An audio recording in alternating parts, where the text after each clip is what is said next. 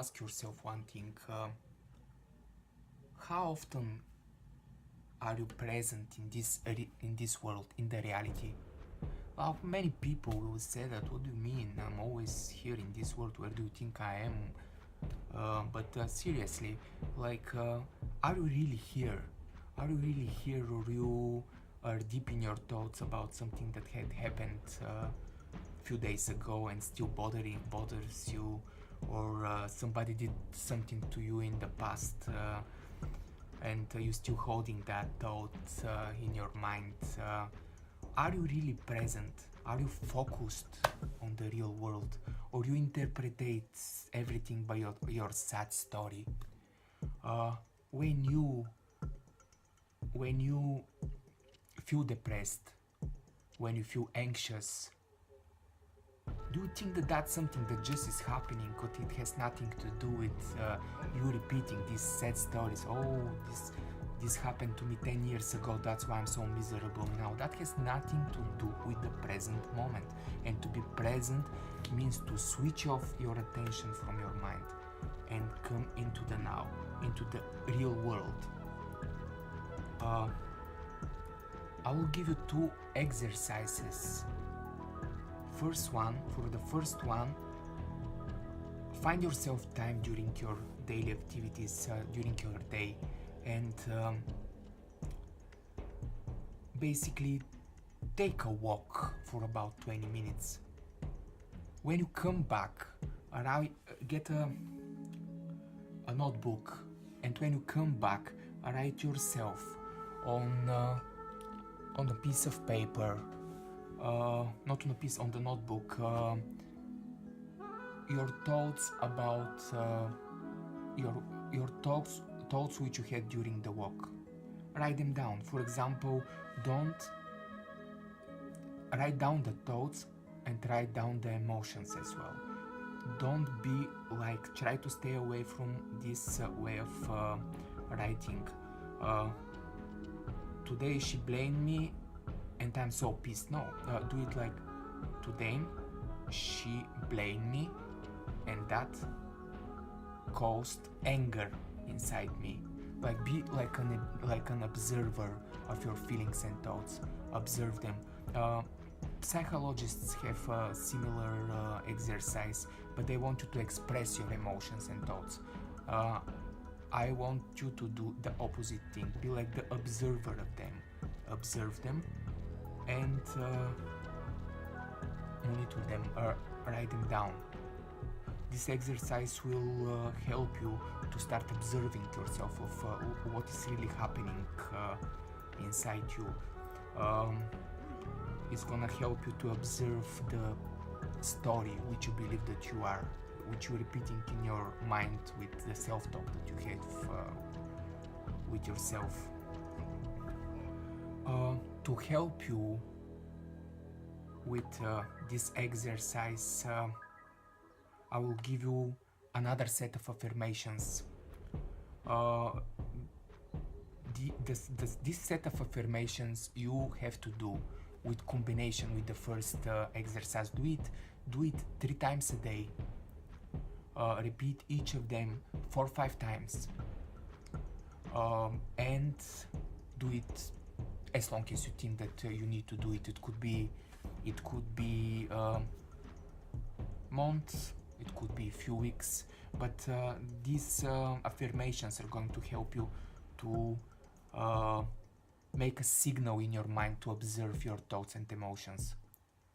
So the first affirmation, I realize that I think. The second one, I'm aware of my thoughts. The third one, I'm aware of every thought which I think at every single moment.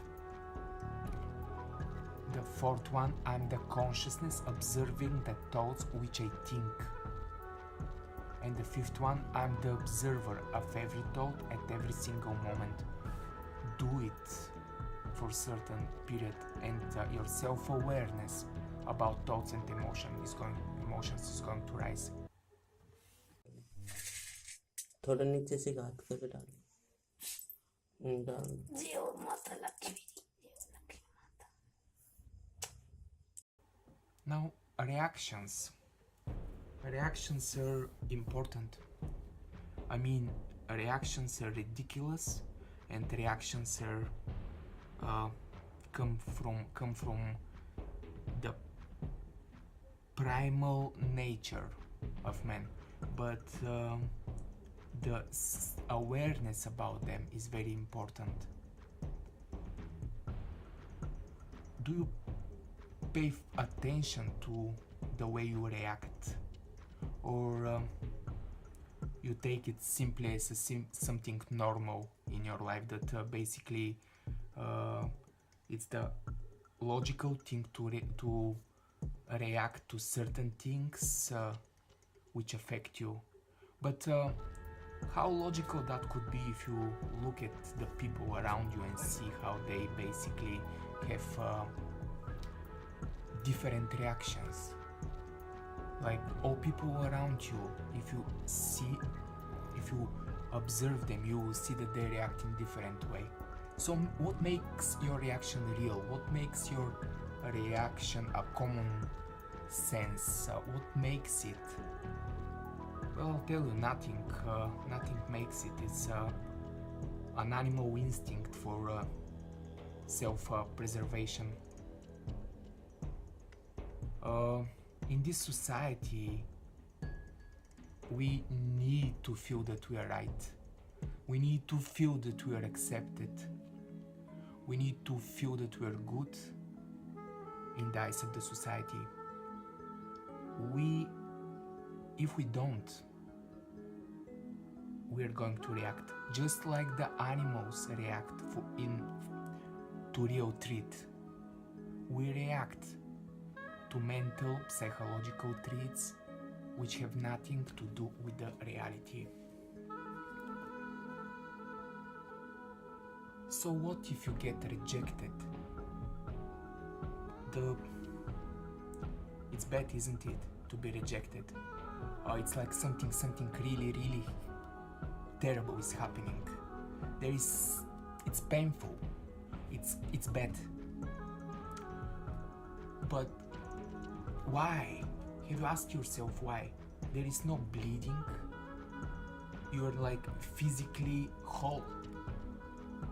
Nothing really had hurt you. But you have that psychological understanding. Now, I'm always saying that fears are illusion. And it's true. Fears are nothing real.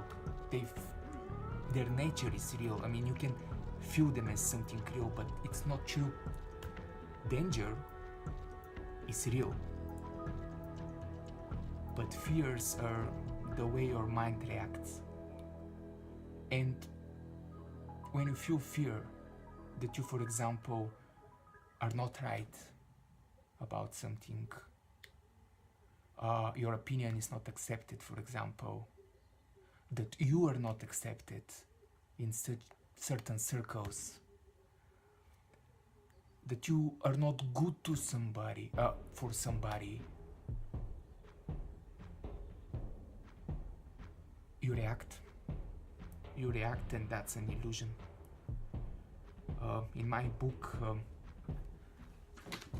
now it's a good time to show it for the first time. In my book, Revolution of the Mind, I have a good example.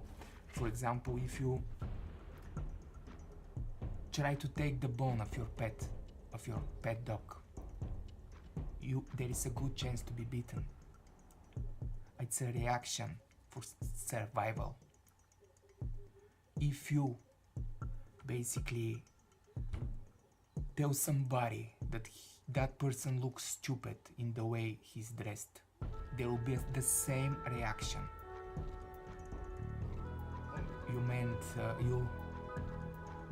You made that person to feel mentally threatened, his self-image to be threatened, the way he feels about himself to be threatened. And this is who we are. This is who we human race are. Be aware of your reactions. Be aware the whole time. self-awareness is the key.